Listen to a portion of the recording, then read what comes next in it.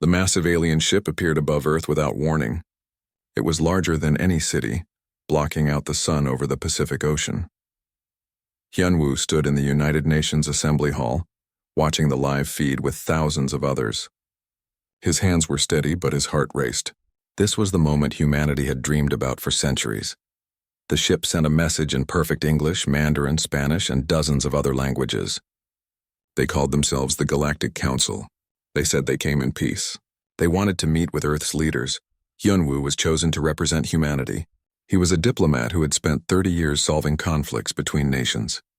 He spoke 7 languages and understood how to read people. But nothing in his training prepared him for aliens. The meeting took place on a neutral station orbiting Mars. Hyunwoo traveled there with a small team of scientists and military advisors. When he stepped off Earth's shuttle, he saw them for the first time. Beings from 17 different worlds, each more strange than the last. The leader was named Velthor. He was tall and thin, with silver skin that seemed to shimmer like water. His eyes were completely black, and when he spoke, his voice sounded like music and thunder at the same time. Behind him stood representatives from other species. Some looked like insects, others like living crystals, and some defied any description at all. Velthor greeted Hyunwoo with what might have been a smile. It was hard to tell. The translator device in Hyunwoo's ear turned the alien's words into Korean. Then his response back into the Council's common language. "Welcome, human," Velthor said. "We have observed your species for some time. You have finally achieved faster-than-light communication. This makes you eligible for contact under Council law." Hyunwoo bowed slightly. "We are honored.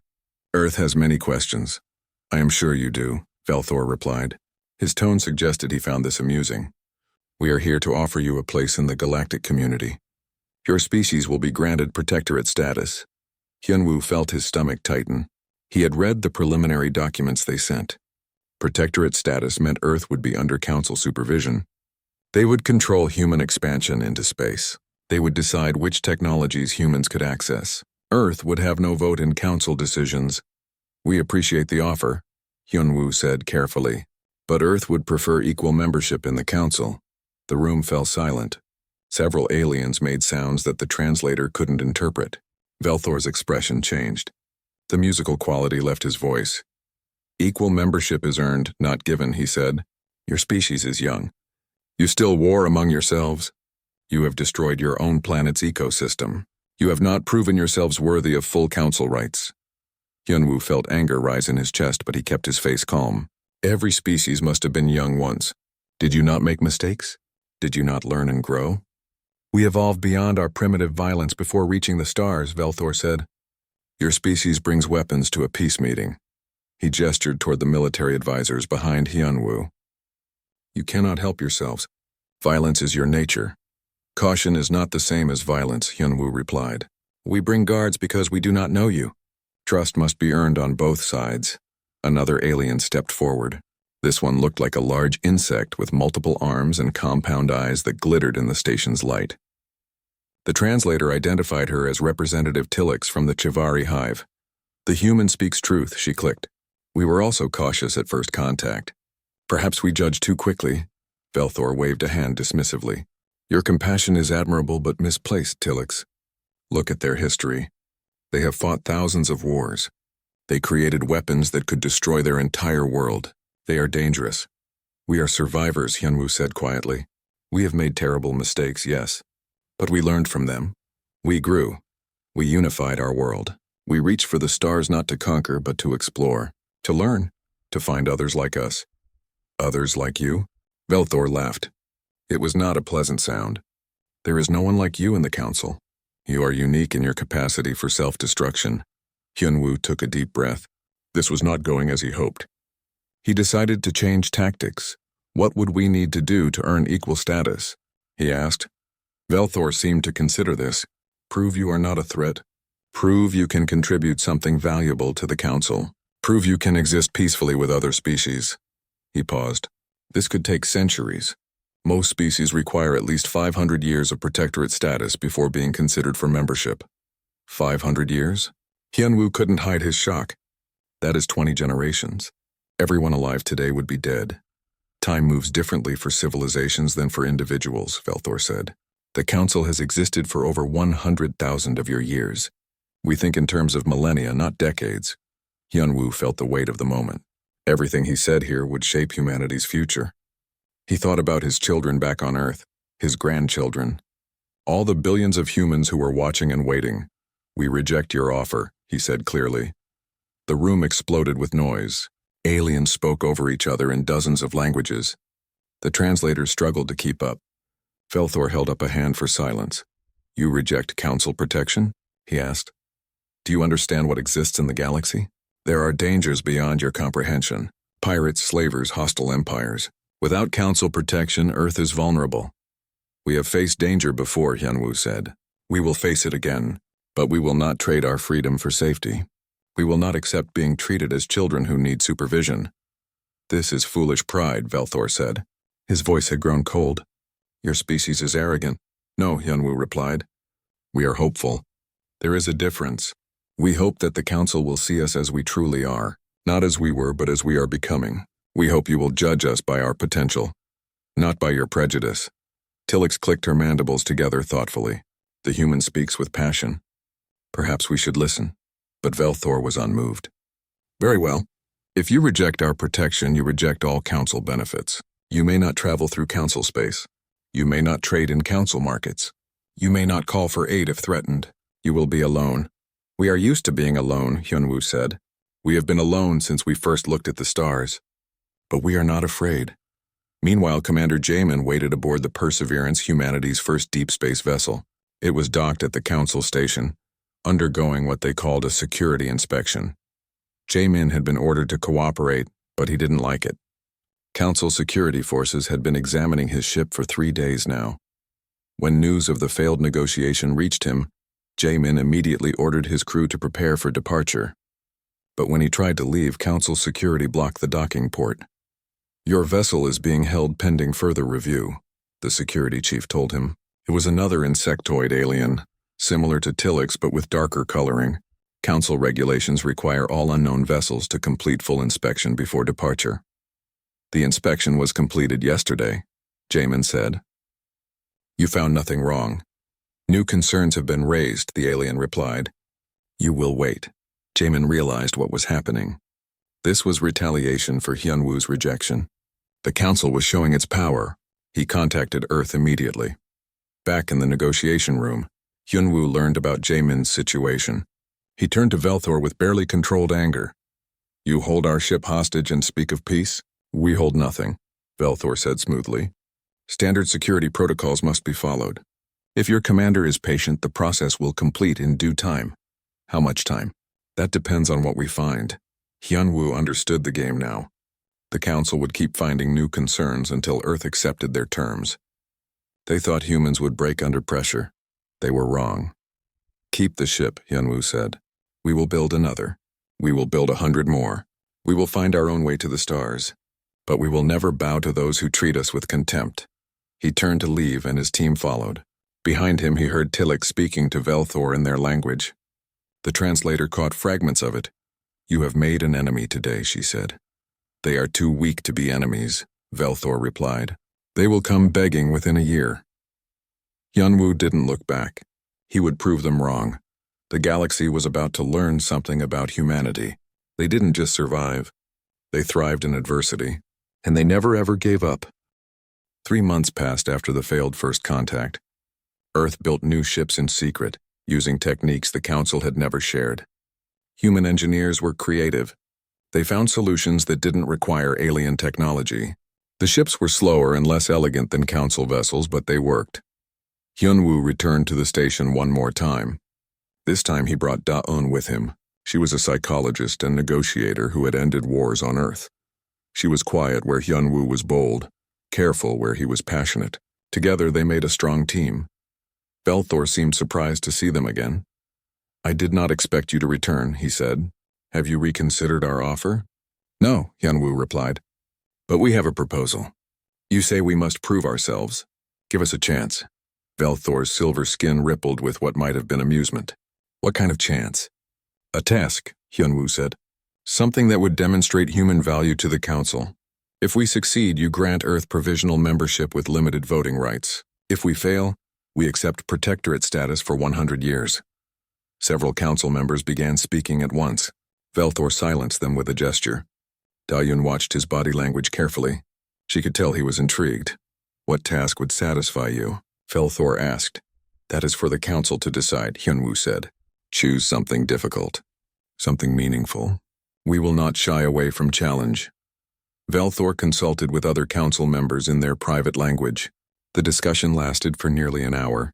Finally, he turned back to Hyunwoo. There is a conflict, he said slowly, between the Chivari Hive and the Luminary Collective. It has lasted for 3 centuries. 72 mediators have tried to resolve it. All have failed. Many have died. If you can bring peace to this conflict, the Council will grant Earth provisional membership. Daun felt her heart sink. 3 centuries of failure, 72 dead mediators. This was not a test. It was an execution disguised as opportunity, but Hyunwoo smiled. We accept. The journey to the conflict zone took 2 weeks. During that time, Daun studied everything available about the Chivari and the Luminaries. The more she read, the more impossible the task seemed. The Chivari were an insectoid species that lived in massive hives. They thought as collectives, each hive sharing thoughts and emotions through chemical signals. The Luminaries were beings made of living crystal and light. They communicated through color frequencies and light patterns. The 2 species were so fundamentally different that they couldn't understand each other. The war started over a colony world, both species claimed. 300 years of fighting had killed millions. Neither side would compromise. The council had given up trying to help. Tae-hyun, the military strategist on their team, was blunt about their chances. This is a suicide mission, he said during a private meeting. Velthor expects us to fail. He probably hopes we'll die trying. Maybe, Hyunwoo agreed. But we gave our word. We will try. Dayun had an idea forming in her mind. What if the problem isn't that they won't compromise? What if they literally cannot understand each other well enough to negotiate? The council has translators, Taehyun pointed out. Yes, for words, Daun said. But the Chivari don't just speak. They communicate emotion through pheromones. The Luminaries express meaning through light frequencies our eyes cannot even see. Standard translators only capture part of their communication. They're having 2 different conversations and don't realize it. Hyunwoo leaned forward. Can we fix that? Humans can, Daun said with growing excitement. We have technology to detect pheromones. We have sensors that read light across spectrums we cannot see naturally. We adapt. That's what humans do best. We create tools to overcome our limitations. When they arrived at the neutral meeting station, Queen Silrath of the Chivari Hive was waiting. She was enormous, easily 3 meters tall with a dark exoskeleton that gleamed like polished stone. Her compound eyes watched them without blinking. Behind her stood 50 warrior drones ready to protect their queen. More mediators, she clicked. Her mandibles moved in patterns Daun found fascinating. More failures. Why does the council waste our time? We are not from the council, Hyunwoo said. We are human. We are new to the galaxy. New means inexperienced, Silrath replied. Inexperienced means useless. Dayun stepped forward. She held up a small device. Your Majesty, may I approach? The warrior drones tensed, but Silrath waved them back. Approach. Daun came closer, holding the device where Silrath could see it. This detects chemical signals in the air. Your people communicate with pheromones, correct? Of course, Silrath said. How else would civilized beings share true meaning? Words are crude approximations. Exactly, Dayun said. But the Luminaries cannot smell pheromones. They communicate with light. When you negotiate with them, they only hear your words. They miss the emotional context. They don't know if you're angry or afraid or sad. Silrath went very still. Her antennae twitched. They cannot smell? No, Dayun said gently. Just as you cannot see the ultraviolet patterns they use to express emotion, you are both trying to communicate, but you're only hearing half of what the other says. For a long moment, Silrath said nothing. Then she made a sound the translator couldn't interpret. It might have been laughter or crying or something humans had no word for. 300 years, she whispered. 300 years of war because we could not understand each other? We think so, Dayun said. Will you let us try to bridge that gap? The meeting with the Luminary Collective was different. Their representative, Crystal Singer, was a being of pure beauty. Light flowed through its crystalline body like liquid rainbows. It spoke in melodious tones that felt like music. Humans, it sang. You are organic matter. How can matter understand light? We may be matter, Hyunwoo said, but we can learn. We have devices that read light frequencies beyond our natural vision. We can translate your true language. Crystal Singer pulsed with colors. The translator in Hyunwoo's ear spoke. Interesting. Show me. Dayun had brought special sensors that could detect ultraviolet and infrared light. She calibrated them to read the patterns Crystal Singer created. Then she showed the luminary what the device revealed. When you speak, she explained, you create patterns in light that express emotional context. But the Chivari cannot see these patterns. They think you are cold and emotionless because they only hear your words. Crystal Singer's glow dimmed and brightened rapidly. They believe we have no feelings? That we are hollow? Yes, Daon said. Just as you believe they are angry and aggressive because you cannot sense the fear and pain in their pheromones. Pain? Crystal Singer's light turned a deep blue. They are in pain? The war has cost them greatly, Daon said. They have lost millions. Each death is felt by every member of their hive. The grief is overwhelming. We have also lost millions, Crystal Singer sang softly. Each shattered crystal is a voice forever silenced from our song. We thought they did not care. We thought they killed without remorse. Dayon felt tears in her eyes. They thought the same of you. The peace negotiation took 6 weeks. Dayon and her team created a system that translated not just words, but the full spectrum of communication both species used. For the first time in 3 centuries, the Chivari and luminaries truly understood each other. The anger melted away. In its place came grief and then understanding, and finally something like hope. Queen Silrath and Crystal Singer met in person. With human translators converting pheromones and light into meaning both could grasp. They did not speak for the first hour. They simply shared their pain. When they finally began to negotiate, the solution came quickly. The colony world would be shared. The Chivari would take the underground caverns they preferred. The luminaries would inhabit the surface where sunlight was abundant. They would build their cities as neighbors, not enemies. On the day the treaty was signed, Silrath approached Daon privately. You have done what 72 others could not, the queen clicked. How? Daon thought about this. We listened not just to what you said, but to what you meant. We looked beyond the obvious. We asked questions until we understood the real problem.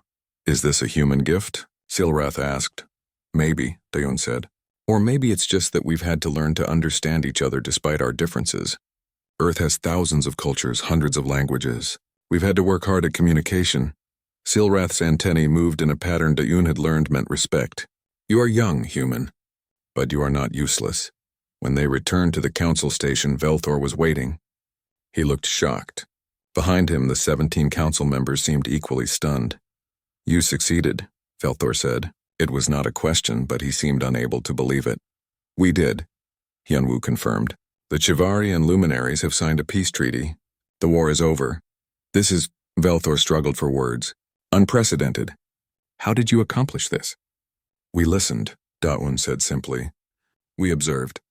We adapted. We built tools to help them understand each other. Tilix, the Chivari representative on the council, stepped forward. These humans see what we missed for centuries. They find solutions where we saw only impossibility. Another council member spoke. This one resembled a floating orb of energy. Perhaps we judged too quickly. Perhaps these humans have value after all. Minho arrived at the council cultural exchange station with 1 suitcase and an open mind. He was a teacher on Earth, specializing in helping children from different backgrounds understand each other. Now he had been chosen as humanity's cultural attaché, a job that seemed both important and terrifying. The station was massive, home to over 10,000 beings from across the galaxy. Each species had their own section, their own customs, their own ways of living. Minho was assigned quarters in the human sector, but he rarely stayed there. He was curious about everything.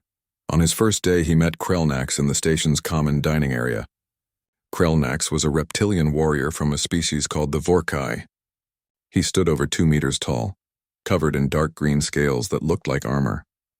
His eyes were yellow with vertical pupils, and when he spoke, his voice rumbled like distant thunder. Krelnax was eating alone, as he always did. The Vorkai were respected but feared throughout the galaxy. They were known as honorable warriors, but not as friendly beings. Most species kept their distance.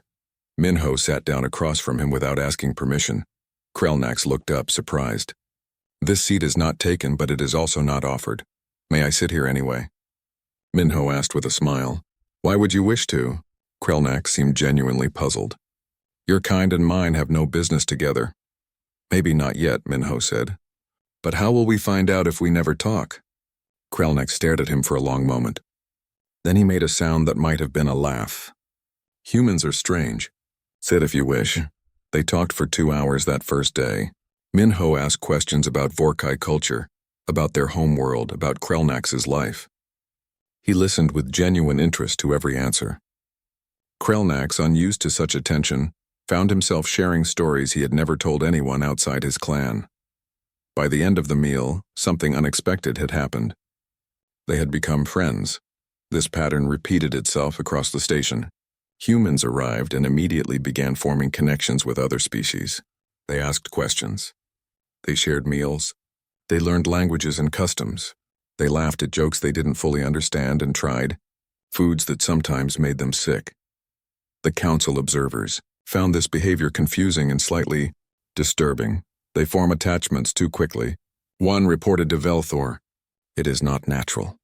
They meet a being once and treat them as lifelong companions by the second meeting. Velthor watched the security footage with interest. He saw Minho teaching a group of young Chivari drones how to play a human game called soccer. He saw another human, a woman named Jisun, helping a luminary repair its damaged crystalline structure while singing softly. He saw humans everywhere, connecting, bonding, building relationships with species that had coexisted for millennia without forming such ties. What is their purpose? Velthor wondered aloud. Why do they invest so much emotional energy in beings they barely know? Perhaps they are manipulative, suggested another council member. Building relationships to gain advantage. But the evidence did not support this. Humans helped others with no apparent benefit to themselves. They celebrated other species' victories and mourned their losses. They gave gifts for no reason and offered comfort to strangers.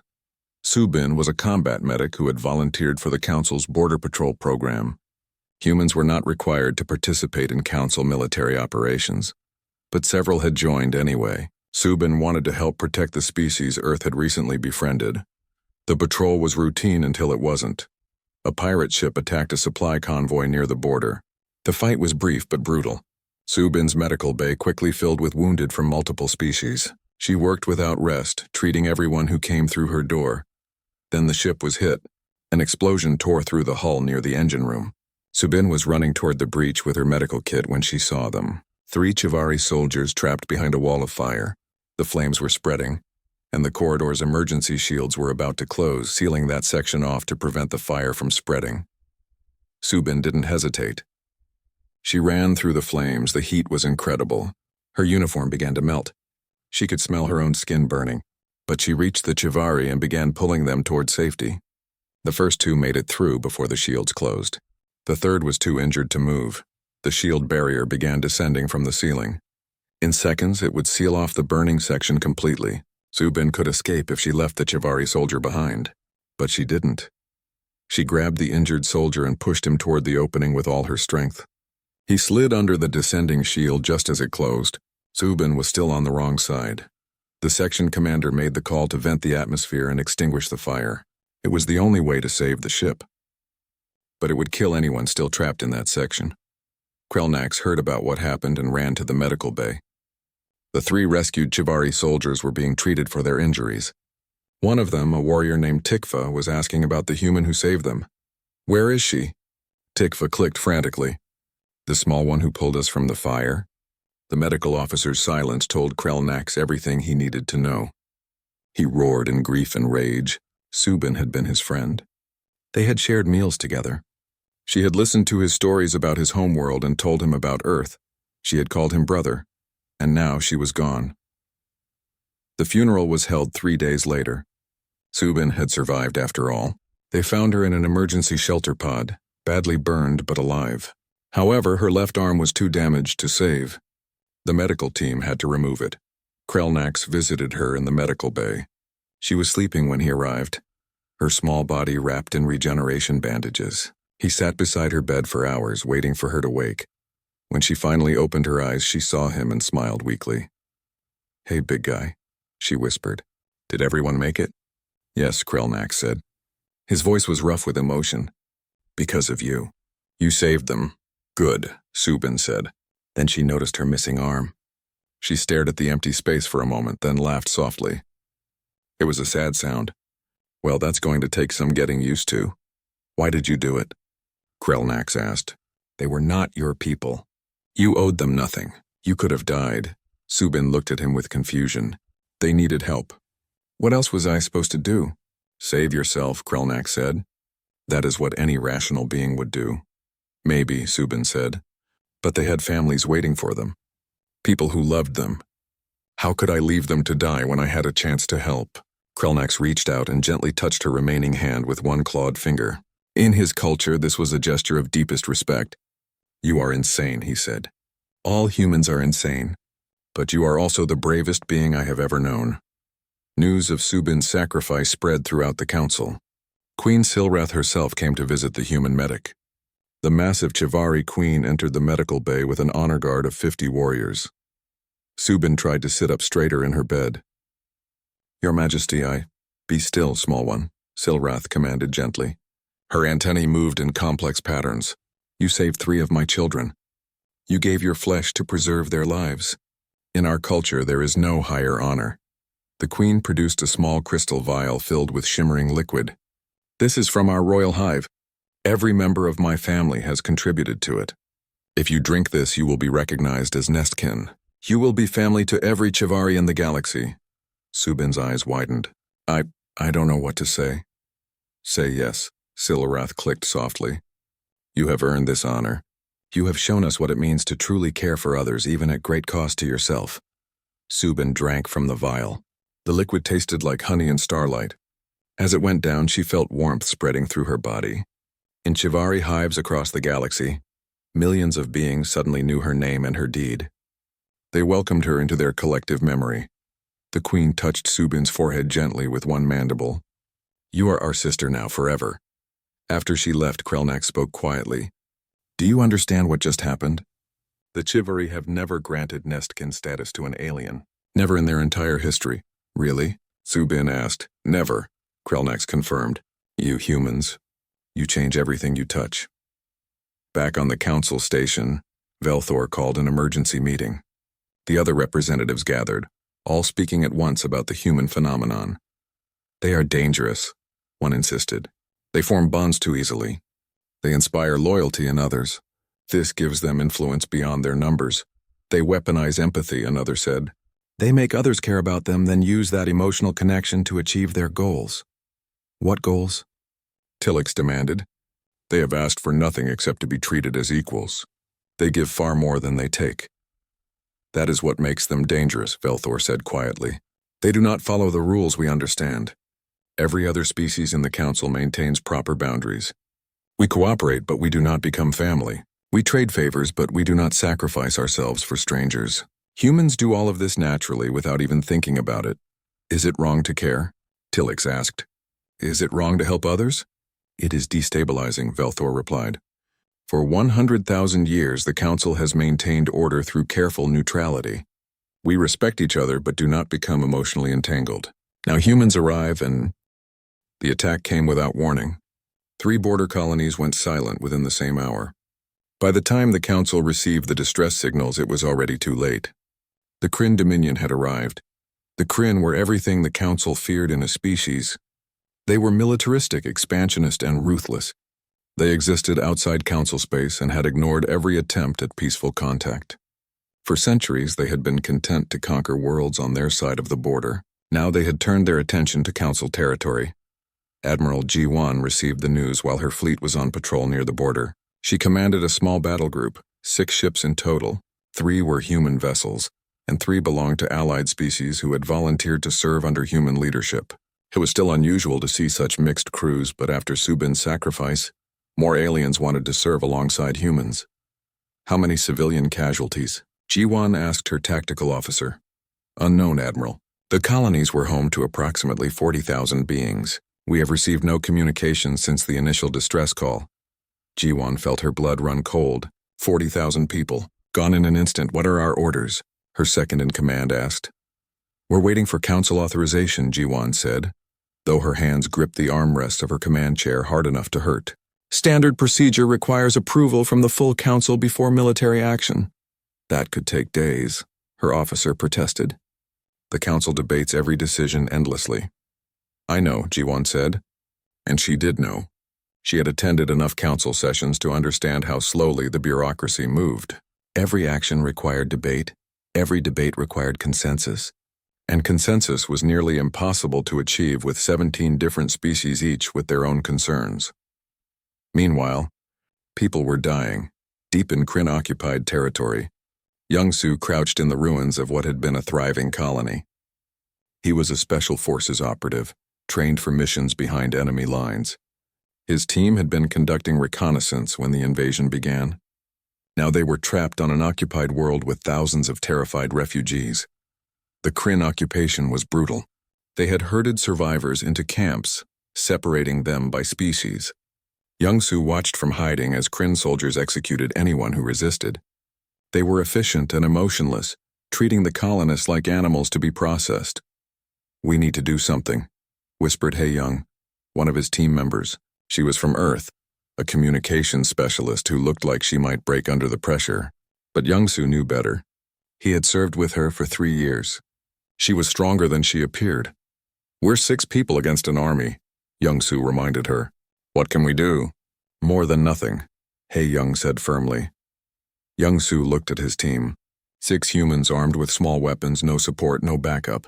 It should have been hopeless. But as he looked at the camps, at the desperate faces of the prisoners, he knew Hae-young was right. Okay, he said. Let's get to work. 3 days passed with no word from the council. Jiwan's fleet remained on standby at the border, watching as more colonies went dark. Each lost signal represented thousands more casualties. Each hour of delay was measured in lives. On the 4th day, Jiwan made her decision. Prepare the fleet for jump, she ordered. Her second-in-command stared at her. Admiral, we don't have authorization. I know, Jiwan said calmly. Log it in the record. This action is taken on my authority alone. If the council wants to court-martial me later, they can. But I will not sit here and watch people die while bureaucrats debate. She opened a channel to the entire fleet. Human and alien faces appeared on her screen, all watching her with varying expressions of concern and hope. I am about to disobey direct orders, Jiwan said. I am taking this fleet into hostile territory to rescue survivors from the occupied colonies. This is voluntary. Any ship that wishes to remain here may do so with no consequences. But I am going. Who's with me? For a moment there was silence. Then one by one every ship signaled their agreement. The alien captains knew the risks. They knew this could mean the end of their careers or worse. But they trusted Jiwan. They trusted humans. The fleet jumped into Kryn space. Young-Soo had learned a lot in 3 days. He learned that Kryn soldiers relied heavily on their technology and very little on improvisation. He learned that the refugees, despite being from different species with different abilities, could work together when properly motivated. Most importantly, he learned that humans were very good at teaching others how to fight dirty. Guerrilla warfare is simple, he explained to a group of refugees he had organized into a resistance cell. You don't fight fair. You don't face the enemy head-on. You hit fast hard and then disappear before they can respond. The group included Chivari drones, luminary fragments, Vorkai warriors, and beings from species he couldn't even name. None of them had military training. Most had been farmers, teachers, merchants before the invasion. We are not soldiers, one luminary said, its light flickering with fear. You don't need to be, Young-Soo replied. You just need to be angry and smart. I can teach you the rest. He showed them how to make simple explosives from materials found in the ruins. He taught them how to set ambushes, how to use the terrain, how to communicate silently. He taught them that sometimes the best weapon was information, and that every act of resistance made the occupation harder for the enemy. Within a week, Young-Soo's resistance had grown to over 500 members. They sabotaged Kryn supply lines. They freed prisoners. They made the occupation forces constantly look over their shoulders. The Kryn commander was furious. How are untrained civilians causing so much damage? They have help, her intelligence officer reported. There are humans among them. They are teaching the others. Humans! The commander hissed. The council's new favorites. Show me these humans. When she saw the reports, she was shocked. 6 humans had organized an effective resistance from nothing. They had turned frightened refugees into fighters. They had done in days what should have taken months or been impossible. Find them, she ordered. Kill them. But Young-Soo and his team were always one step ahead. They moved through the ruins like ghosts, striking and vanishing, never staying in one place long enough to be caught. Ji-won's fleet arrived at the first occupied colony like a storm. The Kryn had left a garrison fleet to secure their conquest, but they weren't expecting a counterattack so soon. They certainly weren't expecting humans to lead it. The battle was short and brutal. Human tactics focused on speed and aggression. They didn't wait for the enemy to form defensive lines. They struck hard at command vessels, disrupting Kryn coordination. They used smaller ships to draw fire while larger vessels hit from unexpected angles. The alien ships in Ji-won's fleet followed her lead, adapting to the human style of warfare. It was chaotic and frightening, but it worked. Within 2 hours, they had broken through the garrison fleet and reached the planet's surface. Begin evacuation operations, Ji-won ordered. Every transport we have, get them down there and get people out. The evacuation was its own kind of battle. Transports landed under fire, loaded refugees as fast as possible, and launched back to the fleet. Human Marines went down with the transports, providing cover and helping organize the chaos. On the ground, Young-Soo heard the explosions in the sky and allowed himself a moment of hope. Someone had come. Someone was fighting back. He contacted his resistance cells. Our people are here. Get everyone to the designated landing zones. Move fast but stay organized. This is our chance. The refugees poured out of hiding places, moving toward the human transports.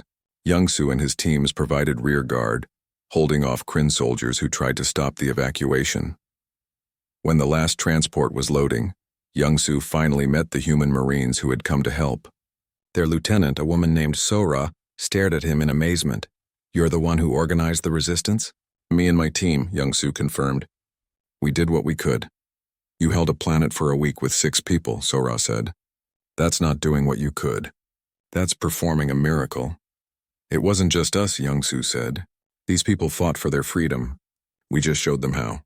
The evacuation succeeded, but at a cost. Ji-won's fleet lost 2 ships and sustained heavy damage to 3 others.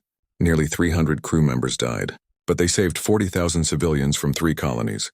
When they returned to Council space, Velthor was waiting with a full honor guard and a formal reprimand. Admiral Ji-won, he said coldly, you violated direct orders. You took Council ships into hostile territory without authorization. You risked an interstellar incident. Yes, sir, Ji-won said. I did all of those things. Why? Velthor demanded. Because people needed help, Ji-won said simply. Because every minute we waited, more people died. Because sometimes the right thing and the legal thing are not the same thing. Velthor looked at her for a long moment. Behind him, the other council members watched in silence. Finally, he spoke again. You also saved 40,000 lives. You demonstrated tactical brilliance under pressure. You inspired both human and allied crews to risk everything for strangers. He paused. The council officially reprimands you for your actions. Unofficially, we are grateful. And more than a little frightened. The colony ship Prosperity had been traveling for 6 months when the navigation system failed. Captain Sang-hoon stood on the bridge watching his navigator struggle with the controls. 3,000 colonists slept in cryogenic pods below, dreaming of their new home on the frontier world of Nova Terra. Captain, the system is pulling us off course, the navigator reported. I can't compensate. Where are we being pulled to? Sang-hoon asked calmly. He had been a ship captain for 20 years and had learned never to panic in front of his crew. The navigator checked her instruments. Then her face went pale. The Velkari Sanctuary Zone. Everyone on the bridge fell silent. The Velkari were one of the oldest species in the galaxy. They were deeply religious and had claimed an entire star system as sacred territory.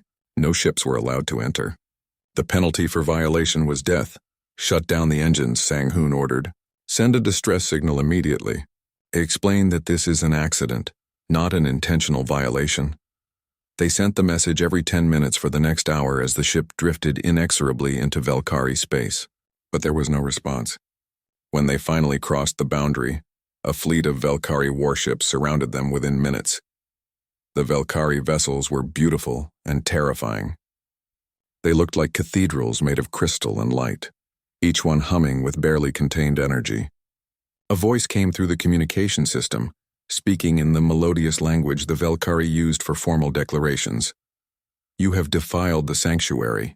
Your presence is blasphemy. You will be judged," Sang-hoon tried to explain. "This was an accident. Our navigation system failed. We have committed no intentional offense." "Intent is irrelevant," the voice replied. "The law is absolute. Prepare to be boarded." Sang-hoon looked at his daughter, Yoonji, who served as his second officer. She was young, only 25, and this was her first voyage. She looked terrified but stood at her post with her chin raised. "Dad," she whispered. "What are we going to do?" "Whatever we must," he replied. The Velkari boarding party arrived in a ship that looked like a floating temple. 12 priests entered the Prosperity, their robes flowing despite the lack of wind. Their leader, High Arbiter Thelmos, stood 3 meters tall, his skin translucent like frosted glass. Through it you could see light moving inside him like liquid fire. He looked at Sang-hoon with eyes that held no warmth.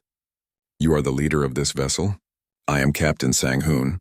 I command this ship and take full responsibility for its actions." "That is good," Thelmos said. "Because under sanctuary law, the captain and all crew must die for this violation. The passengers in stasis will be returned to Council space unharmed." "Please," Sang-hoon said. "We meant no disrespect. This was a mechanical failure, nothing more." "The law does not recognize accidents," Thelmos replied. "For 10,000 years the sanctuary has remained pure. No exception has been made. No mercy has been given. You will die, and your ship will be destroyed as an example." Back at the council station, Hyun-woo received the news with growing horror. He immediately requested an emergency session with the council. "You must intervene," he pleaded. 3,000 innocent people are about to be executed for a navigation error. Velthor shook his head slowly. "The Velkari sanctuary is sovereign territory. The council cannot interfere with their internal laws." "This isn't internal," Hyun-woo argued. "These are council citizens. These are humans who have served the council, who have fought for the council. And you're going to let them die?" "We do not let them do anything," another council member said. "Velkari law is absolute. If we violate their sovereignty to save your people, we risk war with one of the galaxy's oldest civilizations." "So we sacrifice them for political convenience?" Hyun-woo felt rage building in his chest. "We let them die because it's easier than standing up for what's right?" Crystal Singer pulsed with sympathetic colors. "We understand your anger, Hyun-woo, but we cannot risk the stability of the council. The Velkari have been members for 70,000 years. Humans have been provisional members for less than 1 year. You must understand the position we are in." "I understand perfectly," Hyun-woo said coldly. "I understand that when it matters most, the council chooses comfort over courage." He left the chamber and immediately opened a communication channel to the Prosperity. When Sang-hoon's face appeared on the screen, Hyun-woo felt his heart break. "I'm sorry," Hyun-woo said. "The council won't help. They're afraid of the Velkari." Sang-hoon smiled sadly. "It's okay. I knew the risks when I took this job. Tell my wife I love her. Tell her I died doing what I loved." "I will," Hyun-woo promised. "Is there anything else I can do?" "Take care of Yoonji," Sang-hoon said. "She's going to need support after this." "Dad, no." Yoonji's voice came from off-screen. "I'm not leaving you." Sang-hoon turned to his daughter. Hyun-woo could see them arguing, though he couldn't hear the words. Finally, Yoonji came into view. Her face was streaked with tears, but her expression was determined. "Ambassador," she said formally, "I am Lieutenant Yoonji, second officer of the Prosperity. I wish to make a statement for the record." "Go ahead," Hyun-woo said. "I refuse to accept any deal that would save me while condemning my crew and captain," she said clearly. "If the Velkari demand death for this violation, then I demand the right to share that fate. We stand together or not at all." Before Hyun-woo could respond, other faces began appearing on the screen. The navigator, the engineer, the medical officer, the communications specialist. One by one, 300 crew members made the same declaration. "We stand with our captain. We will not abandon him. If he dies, we die." High Arbiter Thelmos observed this display with something that might have been confusion. In all his centuries of service, he had never witnessed such behavior. Other species had begged for mercy. They had offered bribes. They had tried to escape. But none had ever voluntarily chosen death to stay with their leader. "This is not necessary," he told Sang-hoon. "Only the captain and senior officers are required to face execution. The crew may live." "We don't see it that way," Sang-hoon replied. "In human culture, a captain's duty is to protect the crew. But the crew's duty is to stand by their captain. We are a team. We succeed together and we fail together." "You would all die for this principle?" Thelmos asked. "Yes." 300 voices replied in unison. Thelmos was silent for a long moment. Finally he spoke. "There is an alternative. An ancient ritual that has not been performed in over 3,000 years. The trial of endurance. If your captain can survive 3 days in the sanctuary's heart, all will be forgiven." "What does this trial involve?" Sang-hoon asked. "You will be placed in our most sacred temple at the center of our sun's energy field. The radiation there is intense. Most beings die within hours. But if you survive for 3 full days, it will be taken as a sign that the divine has forgiven your trespass." "And if I die?" "Then your crew will still be executed," Thelmos said. "But you will have died with honor." "That's not much of a choice," Yoonji protested. "It is more than is usually offered," Thelmos replied. "Your father can accept the trial, or all of you can face immediate execution. Choose." Sang-hoon didn't hesitate. "I accept the trial." "Dad, no." Yoonji grabbed his arm. "The radiation will kill you. This is just another form of execution." "Maybe," Sang-hoon said gently, "but it's a chance. And a chance is better than certainty." He was taken to the Velkari homeworld immediately. Hyunwoo watched the live feed from the council station as Sang-hoon was placed in the temple at the heart of the sanctuary. The structure was made of crystalline material that focused the star's radiation into a beam of pure energy. Sang-hoon stood in the center of it wearing only a simple white robe. The radiation counters went insane immediately. No unprotected being should have been able to survive more than a few minutes in that environment. But Sang-hoon stood firm. The first hour passed. Then the second. Sang-hoon remained standing, though Hyunwoo could see the strain on his face through the monitoring cameras. His skin began to redden and blister, but he did not fall. By the end of the first day, every medical expert watching declared it impossible. Sang-hoon should have been dead 10 times over, but he remained on his feet, eyes closed, breathing slowly and deliberately. Krelnax found Hyunwoo in the observation room, watching the feed. "Your captain is strong," the warrior said. "He's dying," Hyunwoo replied, "and there's nothing I can do to help him." "He has the support of his crew," Krelnax said. "And the respect of the galaxy." "Sometimes that is enough." On the Prosperity, the crew watched their captain's ordeal in silence. Many wept. Others prayed to whatever gods they believed in. Yoonji sat alone in her quarters, staring at a photo of her father from when she was a child. He was smiling in the picture, holding her on his shoulders, both of them laughing at some forgotten joke. "Please," she whispered, "please don't leave me." The second day was worse. Sang-hoon's body was breaking down. The radiation was literally cooking him from the inside. But still he stood. When his legs failed, he stayed on his knees. When his knees gave out, he lay on his back, staring up at the beam of light that was killing him. High Arbiter Thelmos watched with growing amazement. He had administered this trial 3 times in his long life. No one had survived past the first day, but this human refused to die. Why does he persist?